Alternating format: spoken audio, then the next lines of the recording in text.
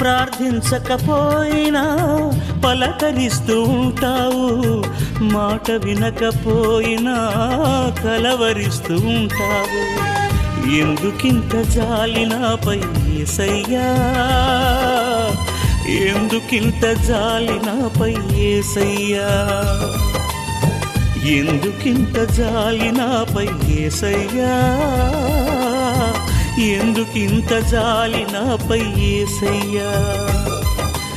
ఏ ఫలమో ఈ బంధము, నా ప్రేమమూర్తి తాళలేను నీ ప్రేమను.